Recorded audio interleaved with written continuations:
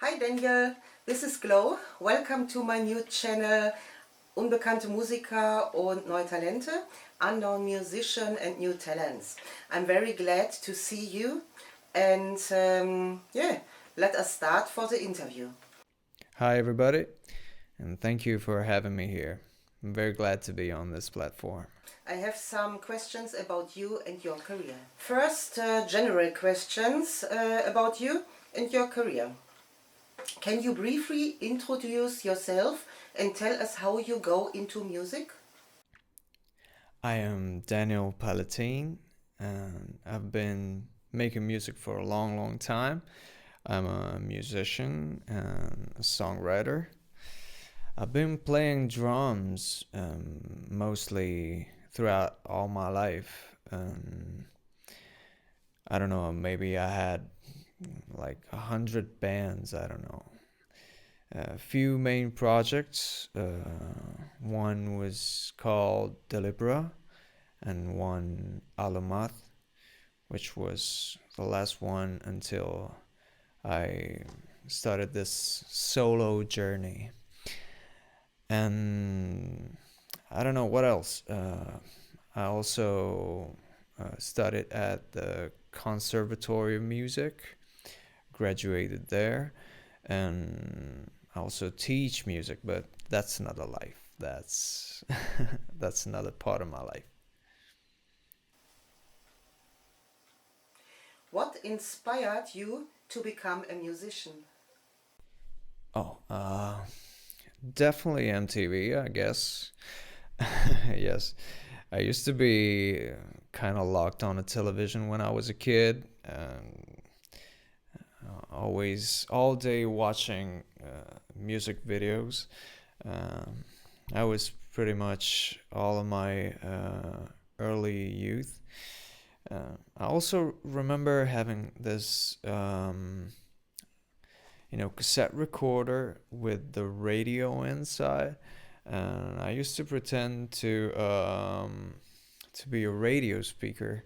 So I recorded on cassettes the music that was airing, and I I recorded, I don't know what's it called, it's like speaker talk in between the songs, and somewhere around my house there must be um, a tiny little me pretending to be a radio speaker uh, in the 90s. Was there a specific moment that was key in your musical journey? Well, these are always tough questions because when you play around, hopefully you experience a lot of things. But uh, if you ask me to nail it down to one experience, maybe I should mention the European tour and UK tour that I had with Delibra when I was in Delibra. It was a lot of time ago, like right around 10 years ago. It was fantastic. We were pretty young.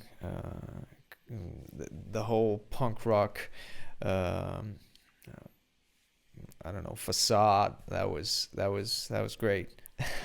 That was great. We had a lot of fun.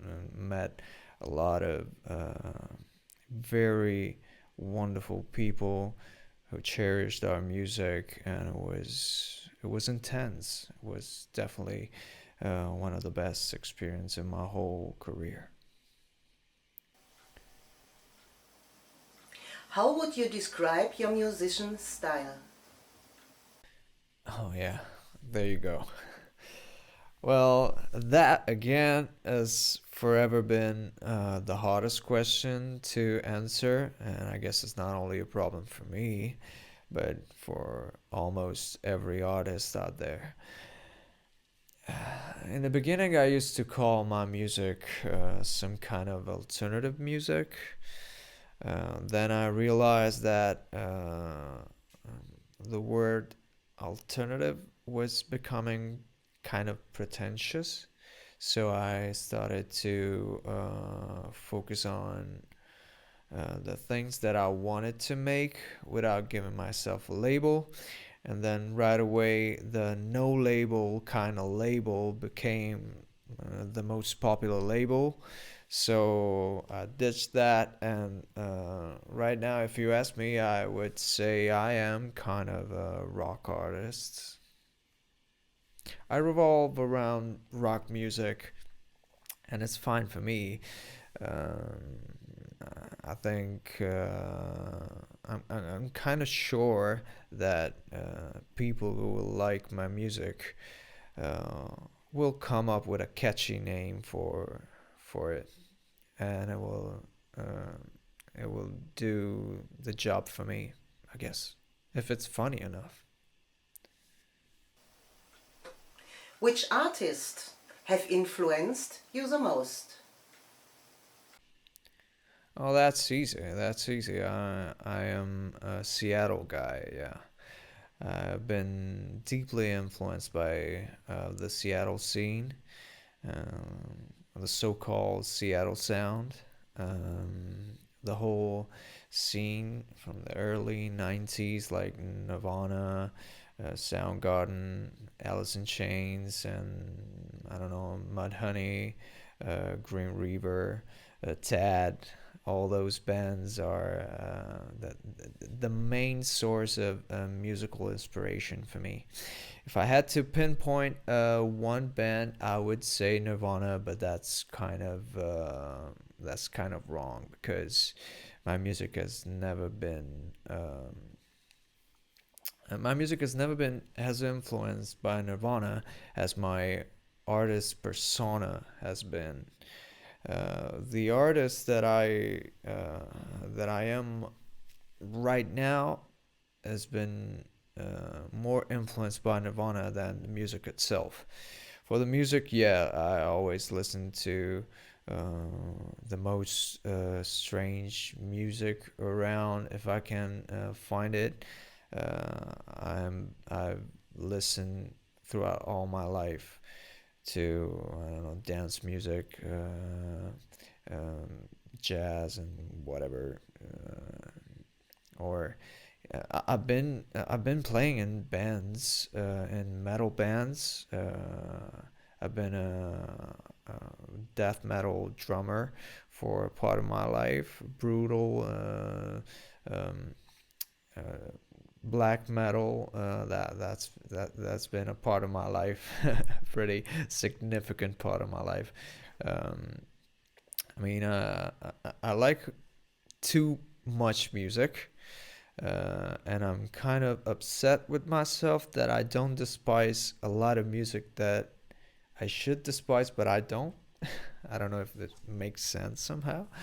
Um, but definitely, all that I am right now, apart from, I don't know, maybe the clothes, is coming from the Seattle sound scene. Yeah. Okay, some questions for your creative process. How do your songs usually come together? Do you start with lyrics, melody, or a feeling? I think every song comes from a feeling. I mean, every song in general. I hope so. I mean, my songs, for sure, they come from feelings. But as for the process, I, to be honest, I tend to over rationalize things. So, very rarely a song comes out in one go. It's usually me striking the right note on a guitar. Then, if that note opens a hole in my chest, I suddenly have in my mind the right words to make the hole bigger. I don't know, maybe it's just me being a masochist and wanting to uh, live again and again a particular emotion. So I like to take my time to relive things and um, analyze a different perspective and maybe have a better product, better representation of a moment. I don't know. It's just the way I think it's better um, for a better song. Where do you draw inspiration for your lyrics? Oh, this is very simple for me. It's all my life. It's always my life. I don't I don't like and I don't want and I don't actually talk about anything else than my life and my songs. I think it's I think it gives a very distant perspective to talk about things that are not yours. If I didn't live something, you wouldn't find it in one of my songs. Do you prefer working alone or collaborating with others? It's both. Yeah, both. I write on my own, usually because it wouldn't be that comfortable for other people to be with me at 5 o'clock in the morning. And then I share it with the musicians that I collaborate with. We fix the arrangements, we share opinions and ideas. I like to incorporate their sounds and other stuff. I think it's very important to have their point of view, um, given that I really trust them. Um, and I think it's very safe for music because many times when you're the father of the creation, you cannot uh, distance yourself from it. You always see this strange attachment. I always feel this weird string. Um, I don't think it's necessarily safe for the sake of the product. So I really like that I have this relationship with these musicians that I really trust, and I can have their contribution. What does a typical day in the studio or your writing process look like? It's likely never a day. It's almost certainly a night. I don't know. I pick up the guitar. I write a melody. Then I drink. Then I play around the melody a little bit more. Then I smoke. Then I drink again. Then I come back and want to trash everything because I hate it. Then I think about it a little more and want to finish it. So I pick up a piece of paper and write usually a couple lines that strike the core of the lyrics that I want to write in the future, because there will be in the future. Uh, and then I record the sketches, usually on that little on a little cassette tape. If I can't, otherwise I just use a cell phone as everybody else because I don't hate technology, as it might seem. Uh, and then I just drop everything, leave it there, and think about it constantly for the rest of my life until it comes out as I wish. Usually a year later or so. Okay, talk about current projects. What are you currently working on? currently I'm working on making this project work.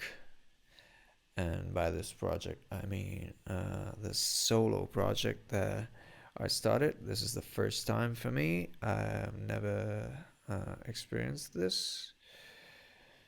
It is cool. I like it for now. It's a new thing. It takes a lot of responsibilities on my shoulder, but for now I'm enjoying it. And I'm currently also working on the lineup for the band, which is not a band because this is a solo project. This is an inside joke. Um, and I don't know, this pretty much takes all of my time right now. I am really focused on uh, controlling every aspect of the production, the marketing. It is pretty harsh for now, but I think I'll get used to it. Then I don't know, labels, producers. I don't know. I'm open to a lot of things. Let's hope they come. Is there a recent release you'd like to talk about? Yes, there is. Yes, I just published the first song of this solo journey, which is called Ocean of Wine. It's a love gone wrong song because it kind of happens many times in my life. So I have a lot of material to, to dig up. And it's one of those songs where I experimented with this game of writing lyrics from the other person's perspective. Uh, that usually comes quite strange because then you hear me singing it and it's a little disorienting, but I take care to put some little indicators in the lyrics where you can actually understand that it's not me talking, it's the other person, which is I don't know. It's funny for me. I like to do this. Is like the second or third time that I do it. I am pretty into this kind of writing right now. It's a moment thing. I like it. Other things to say about this song is that it's not available on streaming platforms because I decided that I want I wanted this song to connect with people very much. So I thought that if you own the song, if you have it on your storage, you like it more. So I made this landing page where you can go and uh, you can just download the song and have it, and it's yours, and it's on your phone, it's on your computer, and you listen to it, and you develop a relationship with it. I think that streaming platforms are a little bit lossy on this side. They don't really make uh, listeners um, mm, develop a relationship with the song or with the lyrics. It's usually, let me try this song.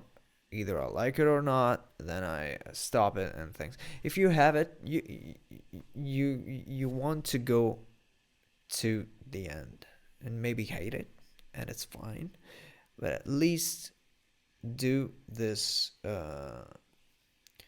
do this step.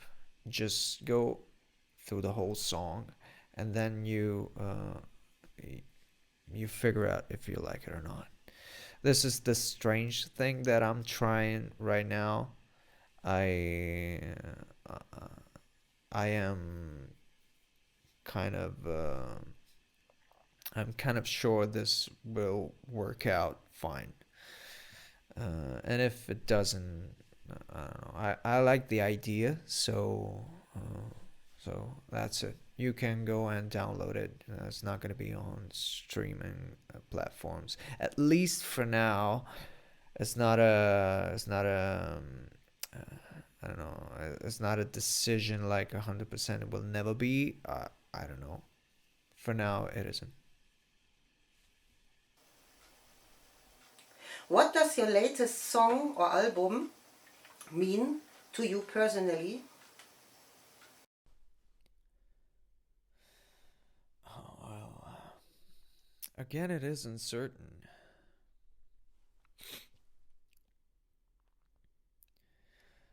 Oh, well, again, it is something new. Um, it is uncertain. It feels uncertain, and the fact that I chose this particular song to start this new path is because somehow I believe that it can communicate with almost everybody. I mean, it's a love gone wrong song, so um, I believe uh, these exact words have been told by everybody, almost everybody, and I've been told to almost everybody. So I'm kind of hoping to sparkle that little memory, that old feeling of relief and sadness and tasty suffering. That light kind of suffering that actually makes you feel a little better, and and many times only past relationships or past love stories can do that. Um, you know, and I think this song serves this purpose the best.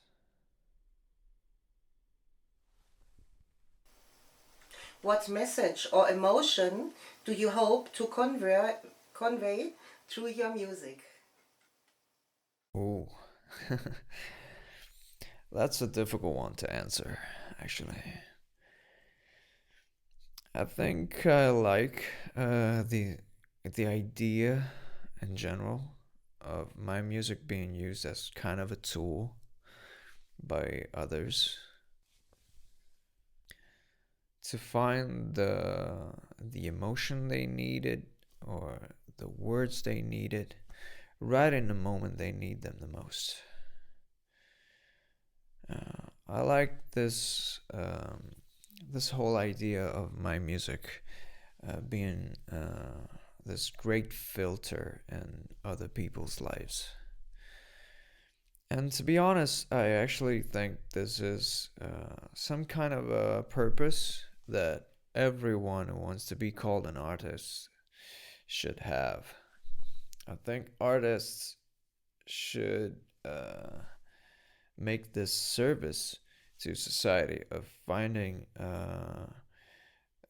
the best words that others just didn't think of yet.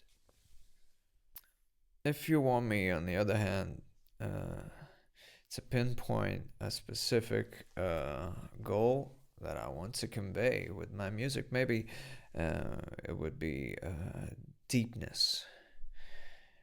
Maybe not a specific emotion or something like in and of itself, but the will to go deep into things, to reject superficiality. You know, it's very precious to me that this um, this effort to dig under and find more. So this would be it. Challenges and perspectives. What are the biggest challenges you face as an independent artist? Biggest challenges. Well, it must be the same as roughly any other independent artist out there. The fact that we have to do everything on our own. It's pretty harsh sometimes. I mean, we have to combine all of these things and figures that historically were done by different people with hopefully a different set of skills. And it's not even that I might not like shooting videos or photos. I mean, I don't really like to shoot photos or videos, but that's another that's another argument. Never mind. But it's just that you don't have enough hours. Uh, you have a limited set of hours per day to do this, and you have to divide yourself between shooting the video and editing the video, and I don't know, recording the music, perfecting the writing of the music, and shooting photos, editing photos, and working because sustenance. And most of the time, you just work to put money into music, so it's just that. And another thing is, it's very and it's very difficult to let this thing out, because many times people just don't think about it because it's not their business. But if you want a really good record, you trust this artist to make it meaningful. And if you want it meaningful, you want this artist to have lived pretty intense emotions or pretty intense events, happenings in life. And to actually live those, this so-called artist should have the time to live them. So if you don't have time to live these almost certainly bad experiences, you won't have any chance of recording and writing something actually meaningful or good. How do you deal with criticism or setbacks? um, I think I think they're great. I think criticism is actually great. I like it. I mean, it can only do good in my personal view of the world. Um, Either it can show my weak spots, or my upsetting feature that I might just push upon to make people even angrier.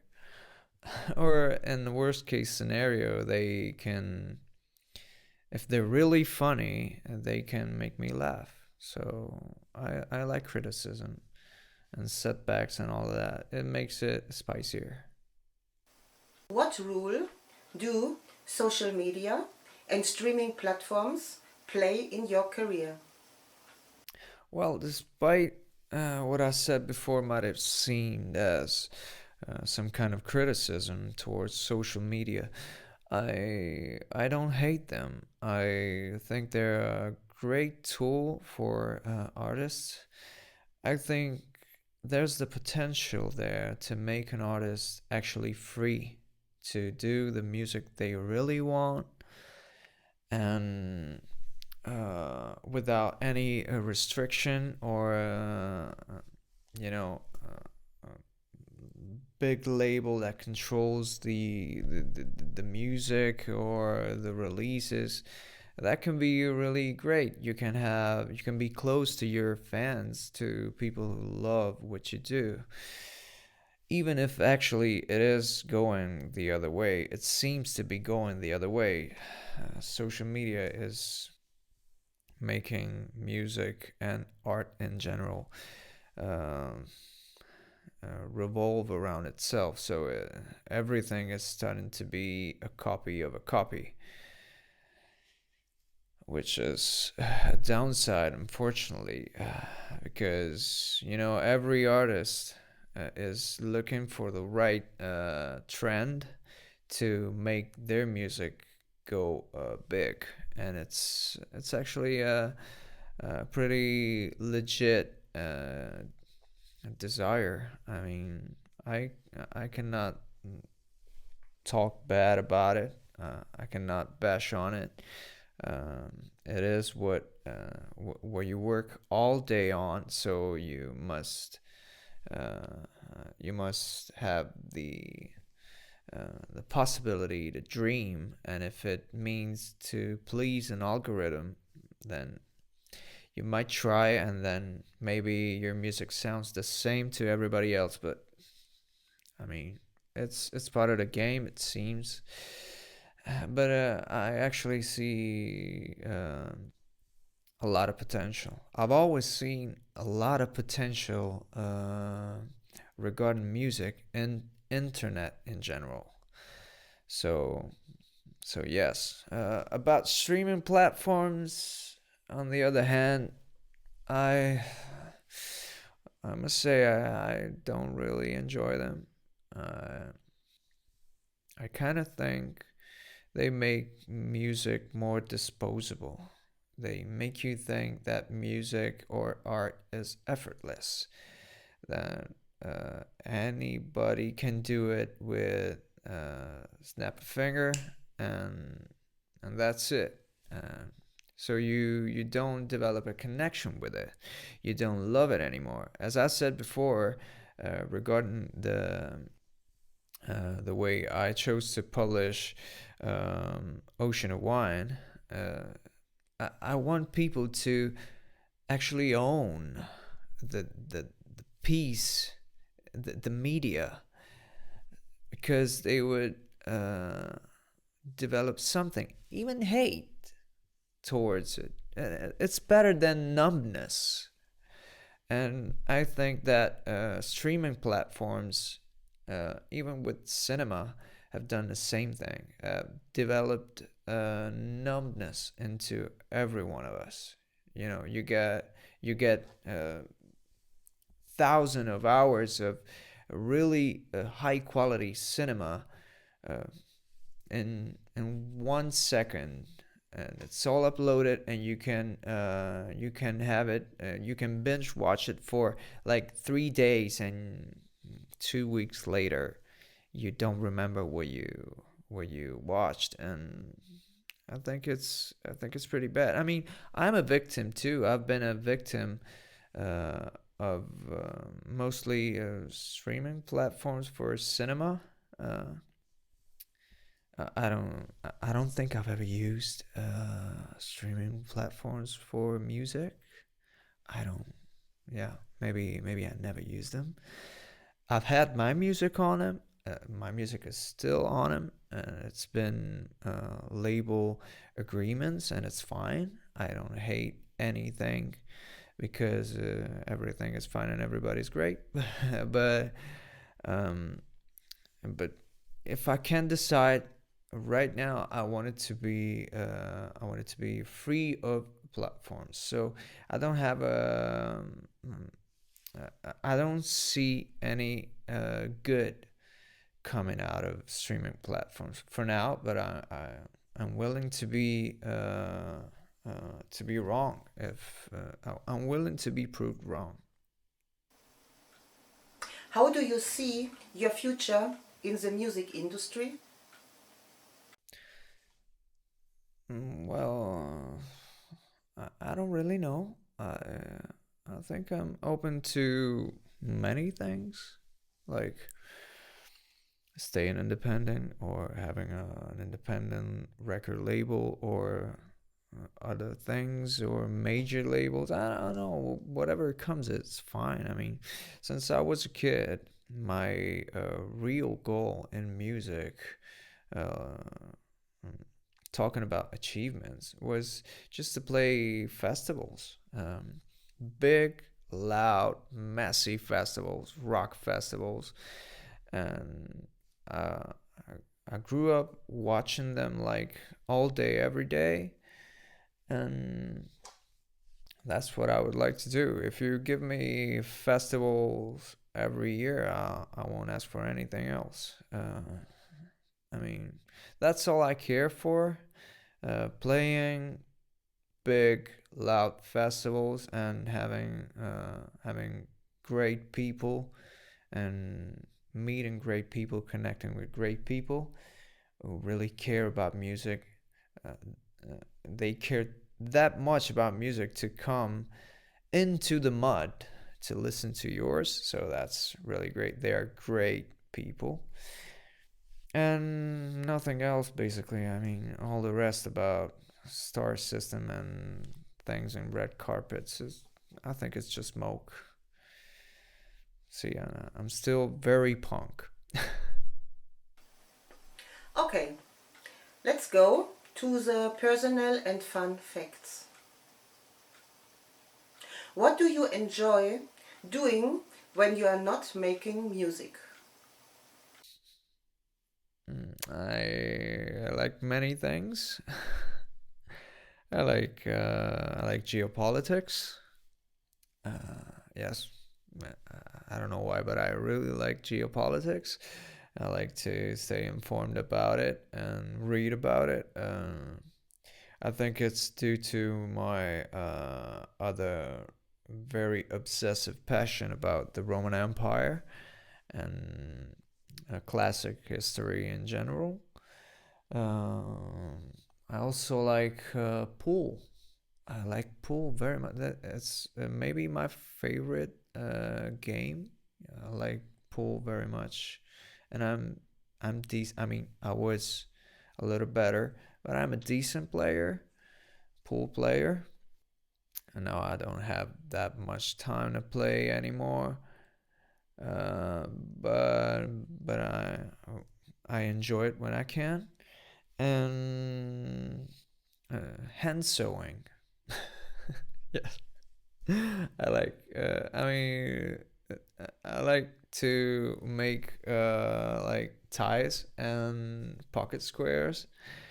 Uh, it's I don't know, I'm weird, but yes, I like to make sevenfold ties and hand sewn pocket squares, which is uh, uh, I don't know. It's a pretty recent passion, but I like it. I enjoy it very much. Do you have a funny or memorable story from a live show you'd like to share? Ooh, and now you're putting me on the spot. I mean, let me think about it. Um, don't have that many funny stories. Maybe one thing happened many years ago. Was an old band of mine. I was playing this festival, and this festival was pretty far away and was organized and pretty far away in the woods. So it was all working on generators, diesel generators. And I remember there was this big name that was coming right after us. So yeah, we start playing. We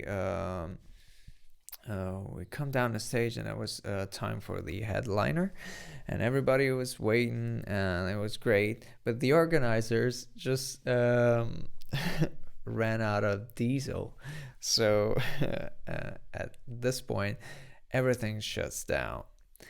And they cannot play. Nobody can see anything in these woods. It's completely dark, and I remember at a certain point, I was in a backstage, and at a certain point, one of the organizers comes to me and says, "Hey, Daniel, you gotta go, you gotta go."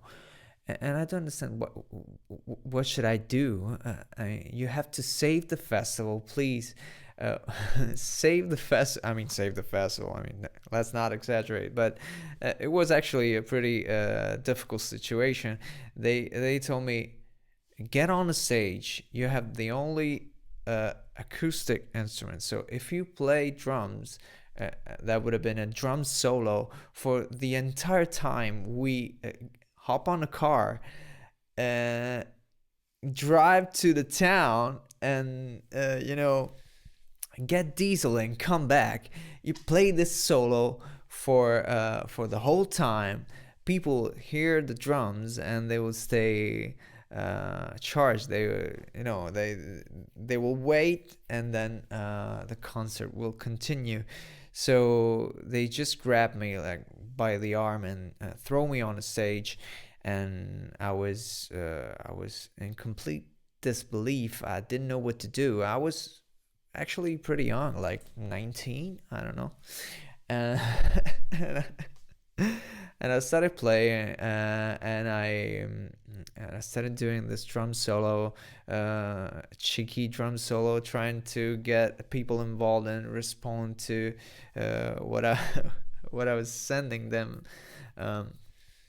And I remember I just finished the drum solo, and then started the drum solo once again, and then finished again, and then started once again, because I couldn't see.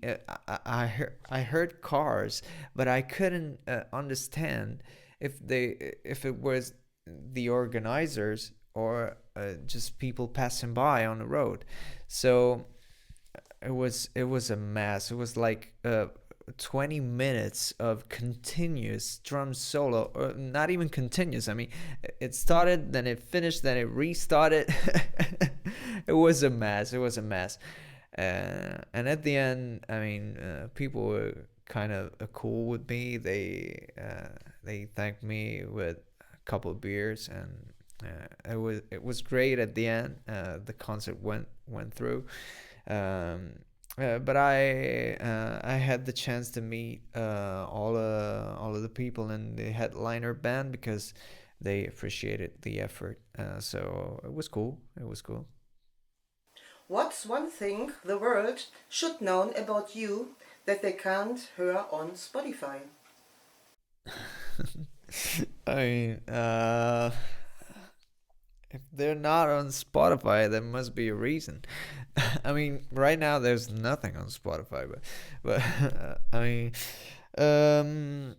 yes.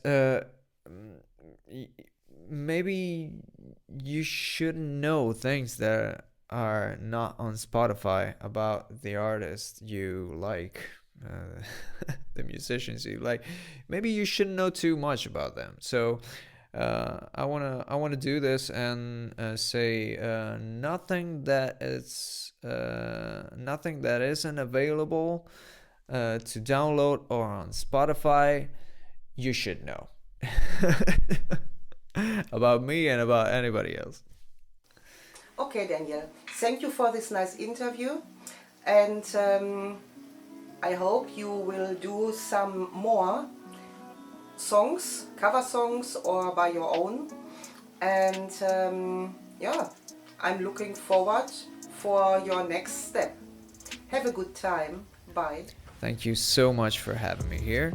It's been great. I had a lot of fun, and hope to see you guys very soon, and maybe do this again.